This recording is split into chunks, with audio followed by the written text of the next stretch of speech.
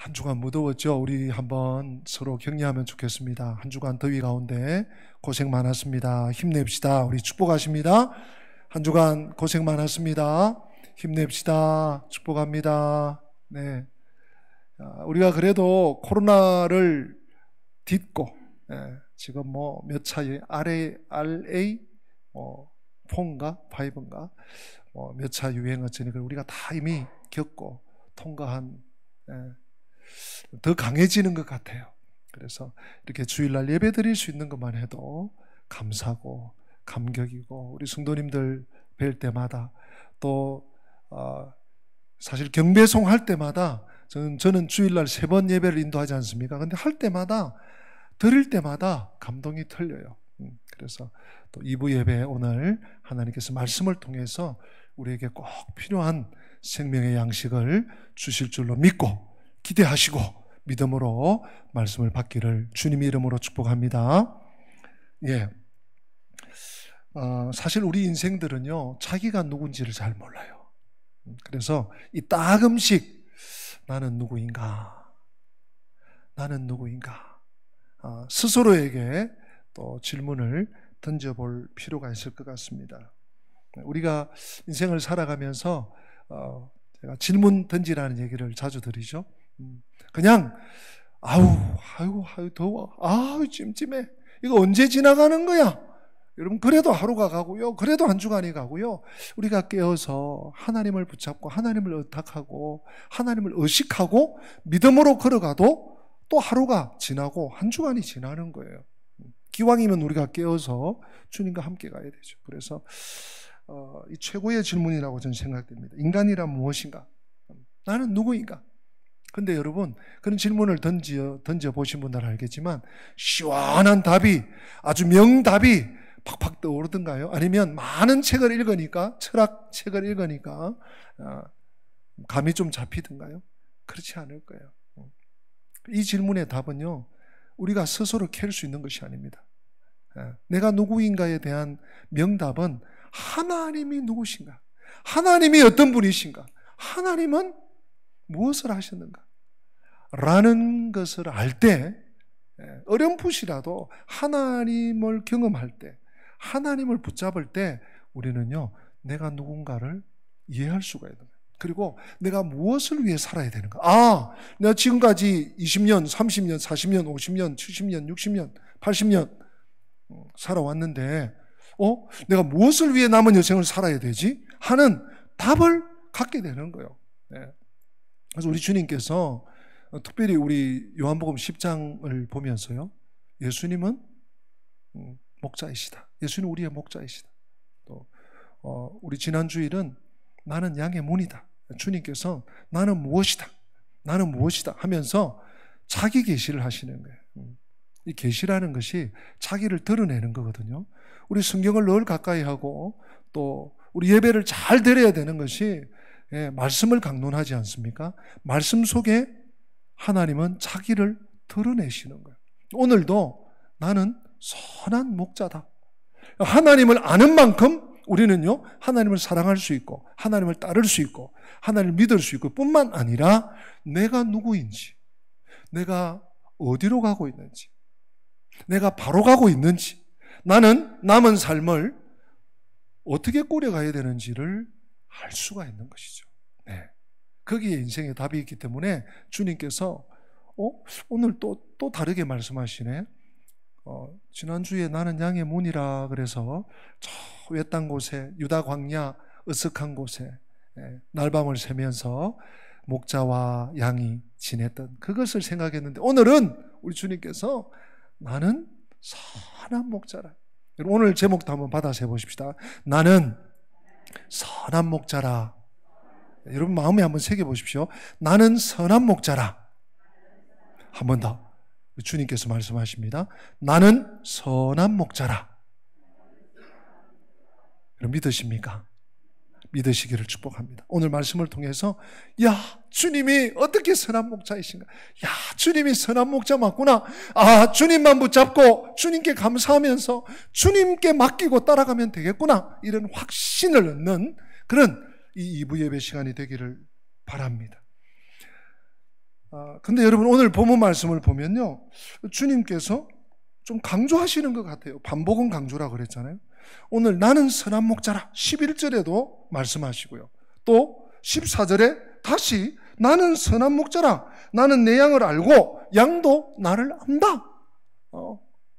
이런 설명을 붙이면서 앞에서 분명히 말씀하시고 그 기억을 잊어버리기도 전에 한 번 더 나는 선한 목자라.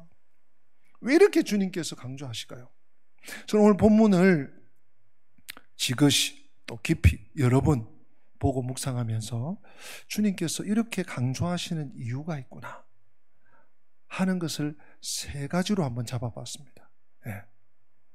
하나님의 자녀요, 우리 주님의 어린 양들인 우리에게 자기가 목자라고, 내가 진짜 목자라고 달라붙는 그런 존재가 세 종류가 있다는 거예요. 오늘 10절 말씀 보세요. 10절, 도둑이 오는 것은 도둑질하고 죽이고 멸망시키려는 것뿐이요, 내가 온 것은 양으로 생명을 얻게 하고 더 풍성히 얻게 하려는 거예요. 여러분, 이 10절은 요절이거든요. 사실은 이 10절 한 절 가지고 설교를 한 주 해야 되는데 제가 너무 또 늘어지는 것 같아서 그냥 포함시켰습니다. 요절이에요.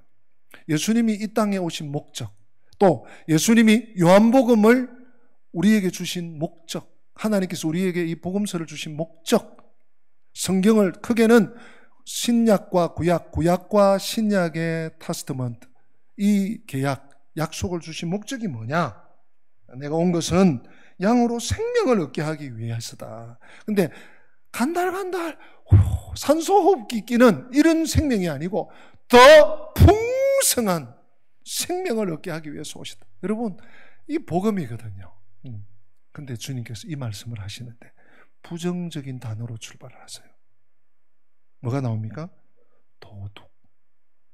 도둑 얘기를 하면서 비교해서 빗대어서 나는 그 도둑과 같지 않고 생명을 얻되 풍성히 얻게 하기 위해서 왔다 라고 하시고, 여기서 우리가 포인트를 잡아야 됩니다. 첫 번째는 도둑이 있다는 거예요. 네. 도둑이 오는 것은 왜 오느냐? 도둑질하고 죽이고 멸망시키기 위해서, 목자인 척 하면서, 진짜인 척 하면서. 네.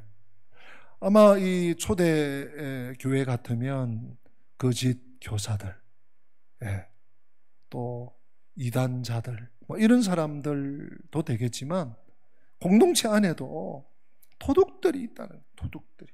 네. 이들이 온 목적이 뭐냐? 도둑질하고 죽이고 멸망시키기 위해서. 여러분, 그 아름다운 에덴 동산에도 도둑이 든 거 다 여러분 아시죠? 네. 모든 것이 완벽했습니다. 네. 하늘과 땅과, 네, 육지와 바다와 해와 달과 별과 나무와 꽃들과 구름과 비와 공기와 이 모든 것이, 심지어 아담과 하와도 이 땅에 인간으로서는 최상의 상태로 하나님이 지으셨어요. 근데 그걸 이제 누리면 되는데 도둑이 찾아오네. 뱀이 찾아왔어요. 네. 여러분, 네. 그뿐만 아니에요.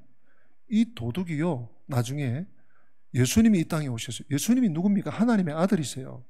하나님 독생하신 아들이세요. 하나님이신 분이에요. 태초부터 계신 분이에요. 근데 그분이 인간의 몸을 입고 공생애를 이제 막 시작하시려고 광야에서 40일 줄여 계신데 찾아와서, 야, 너 하나님의 아들 맞아? 증거를 대봐. 돌로 떡이 되게 해봐. 야, 높은 데서 한번 뛰어내려봐. 천사가 받는다고 시편에 기록되어 있잖아. 너를 받지 그냥 두겠냐? 야, 이리 올라와봐. 저 영광스러운 거 봐. 나한테 한 번만 엎드려 절해. 내가 다 만물을 너에게 주겠다. 여러분, 사탄이가요, 도둑이에요. 네. 근데 우리 생각에 막 사탄, 도둑, 마귀 이러면 막 피를 흘리고 막 으시시하게, 또 도둑 이러면 막 이렇게 복면 쓰고 칼 들고 막 이렇게 생각하기 쉬운데요. 그게 아니랍니다. 성경은 그것이 아니라고 계속 강조합니다. 너무 자기 치장을 잘하고, 너무 반듯하고, 너무 그럴싸하고, 너무 말도 잘하고. 네. 여러분, 에덴 동산의 모든 것이 완벽하고, 모든 환경이 완벽하고, 사람 중에서 최상의 상태에 있는데도 사탄이 찾아온다면, 도둑이 찾아온다면, 아니 심지어 하나님의 독생하신 예수님께마저도 도둑이 찾아온다면 우리는 얼마나 허약하겠습니까? 여러분, 신앙생활 하면서 시련이 있고 시험이 있고, 또 전혀 뜻밖의 고난이 있고, 그걸요 당연하게 여기셔야 돼요. 여러분, 하나님이 힘주십니다. 하나님만 붙잡으면 염려 없습니다. 염려하지 마십시오. 근심하지 마십시오. 걱정하지 마십시오. 제가 이렇게 설교하면 성도님들은 속으로, 목사님 뭘 몰라서 그렇지, 얼마나 걱정거리가 많은데, 내가 지금 집에 가도 지금 태산 같은 걱정이 있어요. 여러분, 제가 몰라서 그런 거 아닙니다. 왜 인생을 살아가면서 염려가 없고 걱정이 없고 고난이 없고 한숨 쉴 일이 없겠습니까? 일주일 내내 교회 집 하는 저에게도 고난이 있고 염려가 있고 걱정이 있고 두려움이 있는데, 세상과 맞닿아 있는 우리 성도들은 얼마나 더 어려움이 더 많겠습니까?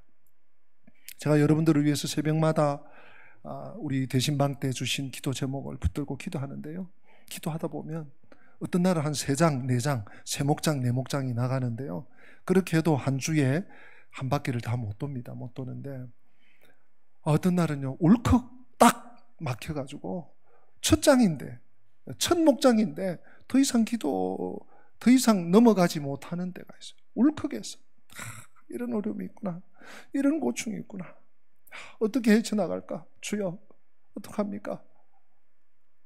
그런 때도 있어요. 여러분, 근데요, 어려움이 없다는 얘기가 아니에요. 문제가 없다는 얘기 아니에요. 말씀드렸잖아요. 아담과 하와도 도적이 찾아왔다니까, 도둑이. 아니, 아담과 하와, 우리 인간, 똑같은 인간이니까 놔두고, 우리 조상이지만 놔두고 예수님에게, 하나님의 아들에게 도둑이 찾아오고 사탄이 딴지를 건다면 우리는 말해야 무엇하겠습니까? 당연하게 여기셔야 돼요. 이게 뭐예요? 왜 하필 납니까? 왜 나를 이러십니까? 그러지 마시고 그럴 때마다 하나님 앞에 무릎 꿇어야 돼요. 요즘 여러분, 오늘도 아침 1부 예배까지 무슨 일인지 선선하더라고요. 여러분, 새벽에 기도하기 좋습니다. 정말 하나님과 나와의 깊은 만남을 할 수 있는 시간이 기도의 시간. 내 삶의 장애물과 어려움과 아픔과 고통과 시련과 이 도둑이 찾아올 때 여러분 어디에서 답을 얻겠어요? 주님께 기도하는 길밖에 없어요. 우리 한번 받아서 합시다. 기도 외에는 이런 유가 나갈 수 없느니라. 여러분 동의하십니까? 아멘입니까? 기도하셔야 돼요. 물론 내가 있는 자리에서 기도할 수 있고, 아이고 너무 하루하루가 그냥 고달프고 그렇게 피곤하게 사는 식구들 계세요. 그러나 할 수 있거든. 기도의 틈을 내야 되고요, 기도의 시간을 내야 되고요. 여러분, 종교개혁가 루트가 종교개혁의 기치를 이렇게 들 줄 몰란 거예요. 그냥 신학교 교수였어요. 평범한 교수였어요. 그런데 의인은 믿음으로 말미암아 살리라. 하나님께서 그 말씀을 저에게 폭포수같이 부어주시니까 종교개혁의 기치를 들은 거예요. 막 하니까 너무 바쁜 거예요. 여기서 오라, 저기서 강연해달라, 여기서 좀 설명해달라, 당신 간증을 해달라, 너무 바쁜 거예요. 루트가 뭐라고 하는 줄 아십니까? 나는 너무 바빠서 기도해야 되겠다. 여러분, 너무 바빠서 기도하십시오. 너무 힘들어서 기도에 더 박차를 가하십시오. 그 길밖에 없어요. 왜냐? 도둑이 있기 때문이에요. 우리 삶을 훔치려고 하는, 우리의 믿음을 훔쳐가려고 하는 도둑이 우는 사자같이, 때로는요 매력 있는 모습으로 어떤 데는 진정 나를 위하는 척 하면, 뭘 그렇게 열심히 주일마다 교회 가고, 아유, 그렇게 해서 달라진 게 뭐 있어? 뭘 그렇게 열심을 내고, 매일 여름 성경학교 하는데 뭘 그래 가가지고 뭘 봉사하고, 뭘 그래? 힘들지 않아? 마치 나를 위하는 것 같아요. 얼마나 말을 잘하는가 몰라요. 여러분, 요한일서, 그래서 우리 기억해야 되면 정신 바짝 차려야 됩니다. 요한일서 2장 15절 그리고 16절 말씀 우리 같이 한번 읽어보십시다. 화면 보시면서 요한일서 2장 15절입니다. 이 세상이나 세상에 있는 것들을 사랑하지 말라. 누구든지 세상을 사랑하면 아버지의 사랑이 그 안에 있지 아니하니. 16절 이는 세상에 있는 모든 것이 육신의 정욕과 안목의 정욕과 이생의 자랑이니 다 아버지께로부터 온 것이 아니요 세상으로부터 온 것이라. 여러분, 이 세상의 것은요, 언뜻 보면 와, 저거 하면 진짜 나한테 덕이 되겠는데? 나한테 이익이 되겠는데? 저거 내가 딱 붙잡으면 뭔가 점프할 수 있겠는데? 내 인생이 뭔가 질이 올라갈 수 있겠는데? 생각이 드는 거예요. 착각이 드는 거예요. 여러분, 외모에 부드러운 말에 속으시면 안 돼요. 제가 어떻게 하다가 보이스피싱, 실제 상황이라는 보이스피싱이라는 걸 한번 들어봐서 몇 번 처음부터 이런 게 있었는데 도대체 어떻게 해서 사람들이 여기에 당하지? 제가 한 몇 분을 들어봐서 5, 6분 들어봤는데 어디 저축은행인데요. 지금 얼마에 쓰세요? 대출 얘기인가? 그래서 저희는 뭔데 자격 되는지 한번 봅시다. 그러면서 얼마나 그냥 매끌매끌하게 얘기하고 잘 받아주고 이래가지고. 보이스피싱. 그 걸려들면요, 꼼짝없이 당하는 거예요. 몇백, 몇천, 그냥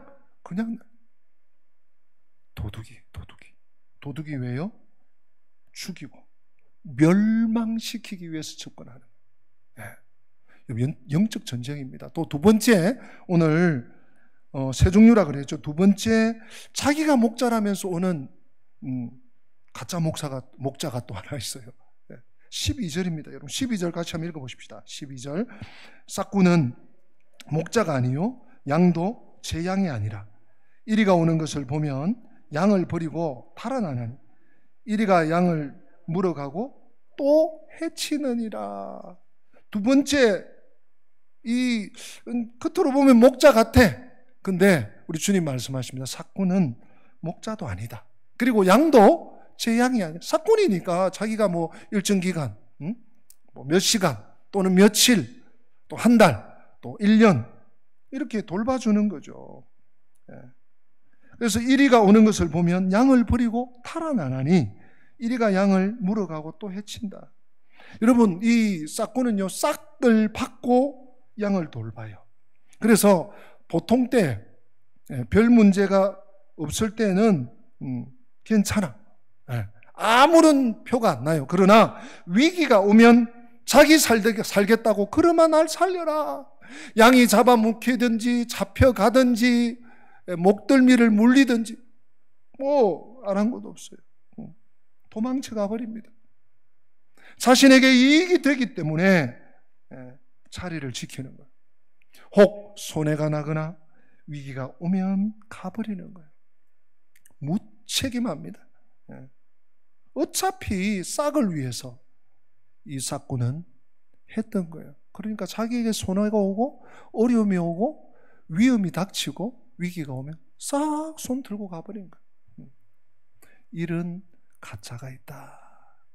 두 번째죠. 세 번째, 오늘 주님께서 말씀하고 싶은 것은 세 번째죠. 나는 선한 목자라. 선한 목자의 특징은 딱 한 가지입니다, 여러분. 오늘 본문이 여러 번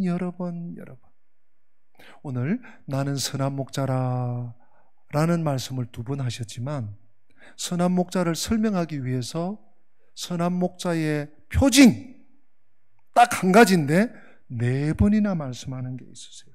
내가 온 것은 양으로 생명을 얻게 하고 10절이죠. 더 풍성히 얻게 하려 함이라. 여러분, 선한 목자 이 특징이 무엇입니까? 선한 목자의 특징이 무엇일 것 같아요? 밥을 많이 주고 예? 양떼에게 휴식을 많이 주고, 예? 또 뭐 볼거리를 많이 제공하고, 그게 선한 목자입니까? 선한 목자의 특징은 한 가지뿐이에요. 예. 선한 목자의 특징은요, 어려움이 오고 위기가 오고 위협이 닥쳐도 도망가지 않아요. 안 달아납니다. 아니, 오히려 양들을 위하여서 목숨을 바칩니다. 여러분, 오늘 11절, 15절, 11절과 15절은요, 간단히 11절에는 나는 선한 목자라 선한 목자는 양들을 위하여 목숨을 버리거니와, 또 15절도 간단히 기록하죠. 그리고 17절과 18절은 조금 더 설명을 더합니다. 내가 이렇게 하는 이유가 뭔지, 양들을 위해 내가 목숨을 바치는, 나에게 다시 생명 주실 것을 바라보고 내가 이렇게 한다. 여러분, 히브리서 9장 12절에 보면 이런 말씀이 있습니다. 염소와 송아지의 피로 하지 아니하고 오직 자기의 피로 영원한 속죄를 이루사 단번에 성소에 들어가셨느니라. 여러분, 영원한 속죄, 단번에, 한 번으로. 구약시대의 그 반열대로 반차대로 수백, 수천, 수만 명의 일반 제사장, 또 수천 명의 대제사장이 수천, 수만, 수십만, 수백만 마리의 소와 양과 염소의 피로도 해결하지 못한 속죄, 그들의 속죄 제물을 하나님께서 받으시긴 해요. 그러나 그때만 유효한 거예요. 지금 때 잡았습니다. 하나님 피 뿌렸습니다. 그때만 유효한 거예요. 다음에 또 범죄해서 그럼 다시 잡아야 돼. 근데 우리 주님의 나는 양들을 위하여 목숨을 버리거니와, 이 속죄는 무슨 속죄라고요? 여러분, 받아서 합시다. 영원한 속죄. 영원한 속죄. 다시 피 흘릴 이유가 없어요. 다시 양을 잡아오야 할 이유가 없어요. 다시 불을 피워서 양의 그 살을, 각을 떠서 피워야 할 이유가 없어요. 그럼 보충적으로 우리 히브리서 말씀을 조금 더 살펴보도록 하겠습니다. 히브리서 10장 10절에는 이렇게 되어 있습니다. 우리 같이 한번 읽어볼까요? 이 뜻을 따라 예수 그리스도의 몸을 단번에 들이심으로 말미암아 우리가 거룩함을 입었는, 이 뜻을 따라 하나님께서 우리들을 구원하시기 위해서, 우리들을 백성 삼으시기 위해서 이 뜻을 따라 예수 그리스도의 몸을 양들을 위하여 목숨을 버리거니와, 몸을 단번에 들이심으로 말미암아 우리가 어떻게 됐다고요? 무엇을 입었다고요? 거룩함을 입었다. 여러분, 거룩함을 입었다는 게 뭔 얘기예요? 예, 막 너무 천사 옷을 입었다는 얘기예요? 막 너무너무 투명하다는 얘기예요?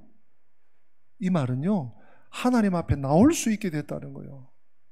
거룩하지 않으면 하나님께 나올 수 없고요, 거룩하지 않으면 바로 가는 거예요. 제사장이라도, 그 혈통이 제사장 아론 반열이라도 거룩하지 않으면 바로 가는 거예요. 근데 예수 그리스도의 핏부림으로 단번에 하나님께 속죄를 이루심으로 우리가 하나님께 나아갈 수 있는. 또 12절에는 뭐라고 하고 있습니까? 우리 12절 같이 읽습니다. 오직 그리스도는 죄를 위하여 한 영원한 죄사를 드리시고 하나님 우편에 앉으사 무엇을 위하여? 나의 죄를 위해서, 나와 우리의 이 인류의 죄를 위해서 주님이 나는 양들을 위하여 목숨을 버리거니와 한 영원한 제사를 드렸다. 여기서도 영원한 제사라고, 영원한 속죄라고 말씀하죠. 14절 읽어보십니다. 그가 거룩하게 된 자들을 한 번의 제사로 영원히 온전하게 하셨느니라. 영원히 온전하게. 여러분, 그때마다 노심초사하고 이번에는 어떻게 속죄하지? 다음번에 또 번제하면 어떻게 하지? 할 필요 없어요. 영원한 속죄. 그래서 여러분, 히브리서 기자는 결론적으로 뭐라고 합니까? 18절에 이렇게 얘기하죠. 이것들을 사하셨은즉 어떻게? 다시 죄를 위하여 제사 드릴 것이 없느니라. 근데 우리는 죄인이잖아요. 범죄하잖아요. 그러면 예수 그리스도의 보혈의 능력을 의지해서 회개하고 죄 용서 받으면 되는 거예요. 다시 짐승을 잡고 다시 양을 잡아서 피를 흘리고 목을 치고 또 살을 각떠서 태우고 다시 이렇게 할 일이 없는 거예요. 사랑하는 성도 여러분, 이렇게 우리 주님께서 선한 목자 되신다는 말씀은요, 양들을 위해서 목숨을 버린다. 양들을 살리기 위해서 자신을 죽이신다. 한마디로 양들을 책임지신다. 사랑하는 성도 여러분, 사랑은 책임지는 것입니다. 책임지는. 사랑은요, 말만 번듯하게 내가 너를 얼마나 사랑하는지 알아? 뭘 보여주어야 알겠니? 말만 번듯한 게 아니에요. 진짜 모든 것을 다해. 책임을 다한. 부모의 사랑이 그런 거 아니겠습니까? 내가 너를 낳았으니, 하나님이 너를 나에게 붙여주셨으니 내가 너를 책임진다. 우리 주님의 심정이 그 심정이고요, 우리 하늘 아버지의 마음이 그 마음이라 하나밖에 없는 아들을 이 땅에 보내셔서 양들을 위해 목숨을 버리는, 여러분 이건 정상적이 아닌 거예요. 사실은 일반적이지 않는 거예요. 양들이 목자를 위해 존재하는 거예요. 여러분 목축업을 하는데 양들이 목자, 주인, 그 주인에게 충성을 해야 되는 거잖아요. 근데 우리 주님은 선한 목자는 반대. 완전히 이 세상의 가치와 반대입니다. 근데요, 오늘 참 놀라운 말씀이 16절에 또 나오네요. 우리 주님은 선한 목자로 책임을 지시는데 언약의 자손인 이스라엘만 아니에요. 여러분 혈통적으로 우리가 유대인입니까? 히브리인입니까? 히브리인 계세요 혹시? 우리는 혈통적으로 보면 저나 여러분들이나 이방인들이에요. 근데 16절에 놀라운 말씀이 나옵니다. 여러분 같이 한번 읽어볼까요? 16절 시작. 또 이우리에 들지 아니한 다른 양들이 내게 있어 내가 인도하여야 할 터이니 그들도 내 음성을 듣고 한 무리가 되어 한 목자에게 있으리라. 아멘. 이방인 되었던 우리도 주님이 한 무리 안에 두시고 한 양으로 삼으셔서 우리들의 선한 목자가 되어주셨다. 이 은총과 이 혜택을 우리가 먼저 누리는 것을 감사하시기 바랍니다. 그리고 이 혜택을 다른 분들에게도 널리 흘려주셔야 돼요. 선교사님들이 이 복음 전하기 위해서 해외에 나가시는 거예요. 낙도 오지에 저 시골에 주의 종들이 이 복음을 전해주기 위해서 가 계신 거예요. 우리는 이미 이 혜택을 받고 있습니다. 양이 목자를 위해서 있지 않고 목자가 양을 위해서 있는 것이 선한 목자의 정의입니다. 오늘 말씀을 마무리하면서 필립 켈러라고 하는 목사님, 유명한 목사님은 아니세요. 근데 이 목사님은 본래 본업이 목자였어요. 진짜 양을 기르는 목자였대요. 근데 목자가 하나님 부름을 받고 주의 종이 되신 거죠. 진짜 양무리를 치는, 하나님의 양무리를 치는 목자가 되신 거죠.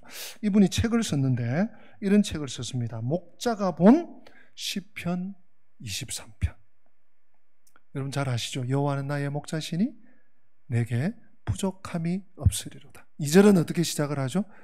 시편 23편 2절 같이 읽어볼까요? 그가 나를 푸른 풀밭에 누이시며 쉴 만한 물가로 인도하시는도다. 그럼 너무 목가지기고 시냇물이 졸졸 흘러가고 푸른 잔디 위에 그늘에, 요즘 너무 더우니까 그늘 위에 잔디 위에 누워있는 모습이 그려지시죠. 근데 이 필립 켈러 목사님은 이 부분을 설명할 때 이렇게 설명을 해요. 양들은 결코 잘 들어눕지 않는데요. 양들에게는 이 네 가지 요구 조건이 만족되지 않으면 결코 눕지 않는데요. 그 네 가지가 무엇인지 여러분들에게 한번 적용하면서 한번 들어보십시오. 첫째, 이 양들은요, 겁이 많아서 모든 두려움에서 자유롭다고 생각되지 않으면 결코 눕지 않는데요. 물론 목자가 양을 푹 안아가지고 아니면 안다리를 걸어서 넘어뜨릴 수는 있겠죠. 그러나 벌떡 일어나는 거예요. 양들은요, 이 두려움이 있으면 결코 눕지 않는데요. 네. 그렇잖아요. 약한 동물 아닙니까? 맹수가 오면 도망갈 수도 없고 그대로 당해야 되니까. 네. 여러분 사슴도 이렇게 물 먹을 때 보면요, 항상 머리를 들고 저기 오는가 이렇게 하면서 물을 먹더라고요. 양들도 두려우면 어떤 좋은 환경에도 눕지 않아요. 두 번째, 양떼들 속에 존재하는 사회적 행동 때문에, 지금 켈러 목사님이 얘기하는 겁니다. 사회적 행동 때문에 다른 양들과 마찰이 전혀 없을 때까지 눕지 않아요. 무슨 얘기인가 하면 양들도 자기 영역이 있는 거예요. 막 떼가 이렇게 같이 움직이는 수백 마리, 수천 마리 움직이는 것 같지만요, 자기 영역이 있는 거예요. 야, 여기까지는 들어오지 마. 또 암컷, 수컷 이런 또 긴장이 있고요. 수컷끼리 야, 내 뿔이 더 커. 이러면서 이런 게 있는 거예요. 근데 그런 긴장이 해소되지 않으면 못 눕는데요. 결코 눕지 않아요. 긴장, 두려움, 긴장. 세 번째, 어떤 분들은 이 세 번째도 굉장히 해당될 수 있어요. 만일 모기들이나 다른 물것의 고통을 받으면 양은 못 눕는데요. 여러분 광야의 들판에 하루살이, 또 모기, 쇠파리, 또 다른 짐승들 막 뜯어먹는 이런 것들이 많잖아요. 그러면 양들은 누울 수가 없대요. 성가심을 참고 눕지를 못해요. 마지막 네 번째가 무엇인가 하면 먹는 거예요. 배고파. 난 배가 고파요, 주인님. 아무리 누우라고 하지만, 아무리 좋은 풀밭에 왔지만 나는 배가 고파요. 그러면 먹어야 되겠다 생각하면 양들은 눕지를 않는데요. 굶주림이죠. 여러분 네 가지입니다. 두려움, 긴장, 성가심, 굶주림. 여기에서 자유하는 것, 여기에서 자유해야지. 여호와 나의 목자시니 내게 부족함이 없으리로다. 그가 나를 푸른 풀밭에 누이시며. 우리 아주 목가적으로 상상하지만 양들에게 두려움이나 긴장이나 성가심이나 굶주림이 있으면 결코 눕지 않는다는 것입니다. 눕지 못한다는 것입니다. 켈러 목사님이 이렇게 지적합니다. 중요한 것은 양에게 그러한 것들을 공급할 수 있는 자는 목자밖에 없다는 것입니다. 여러분, 광야에서, 들판에서 양이 따르리는 목자밖에 없어요.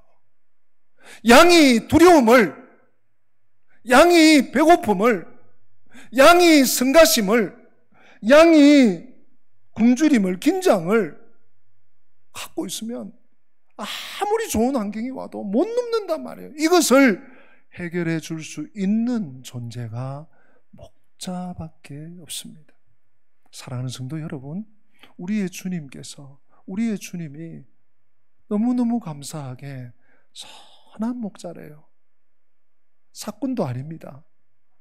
도둑은 더더군다나 아닙니다.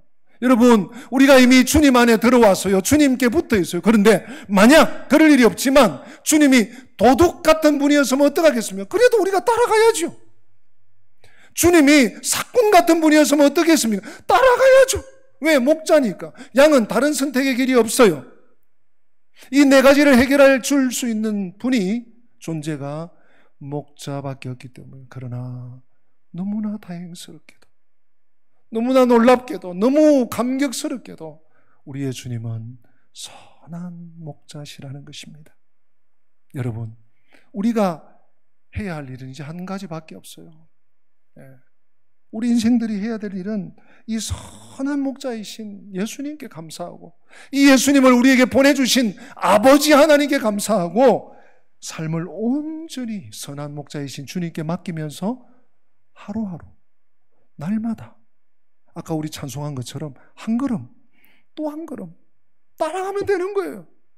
내일은 어떡하지? 상상하면서 또 다른 게 오면 어떡하지? 어려우면 어떡하지? 아프면 어떡하지? 아프지도 않는데. 모자라면 어떡하지? 모자라지도 않는데 그럴 필요 없어요. 네. 선한 목자, 나는 선한 목자라. 나는 선한 목자라 주님 말씀하시잖아요. 선한 목자 되시는 주님, 나를 주님의 양으로 삼아주심을 감사해요. 아버지 하나님, 이런 선한 목자를 우리에게 보내주셔서 감사해요. 주님께 맡기고 따라갑니다. 주님만 바라고 따라갑니다. 주님만 의지하고 순종하며 갑니다. 이 걸음을 내딛는 이 무더운 여름이지만 주님 계심에 감사하고 찬송하며 즐겁게 주를 따르는 이 한 주간, 이 복날이 되시기를 주님의 이름으로 축복합니다. 우리 다 함께 기립하셔서 오늘 말씀을 기억하면서 선하신 목자 우리 찬양하십니다.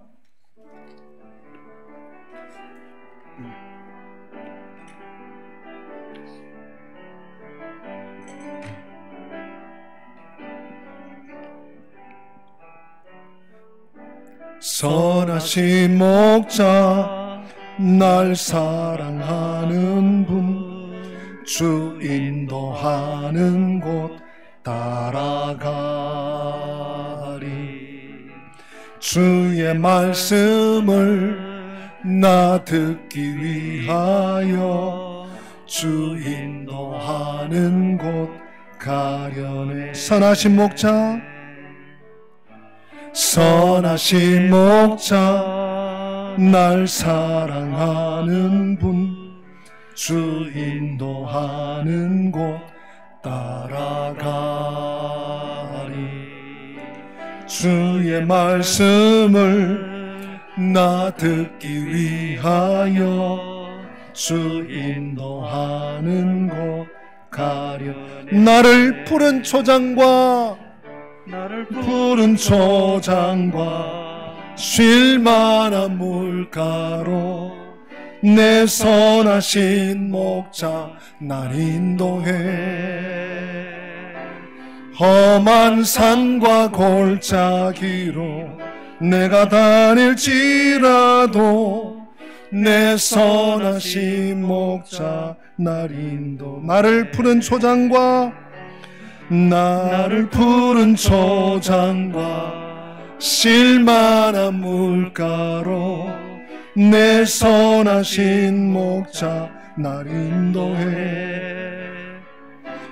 험한 산과 골짜기로 내가 다닐지라도 내 선하신 목자 날 인도해. 아멘. 기도하십니다.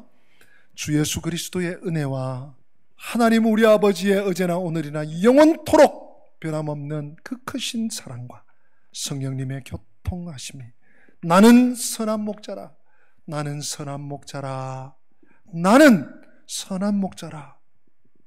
선한 목자를 우리에게 보내주신 아버지 사랑에 감사하며 선한 목자 되신 주님께 감사하면서 주님 손 붙잡고 끝까지 주님께 맡기고 삶을 살아가기 원하는 주의 백성들 머리 위에 저들은 가정과 자녀들과 자손들과 앞길 위에 우리 교회 위에 지금부터 영원토록 함께 계실지어다.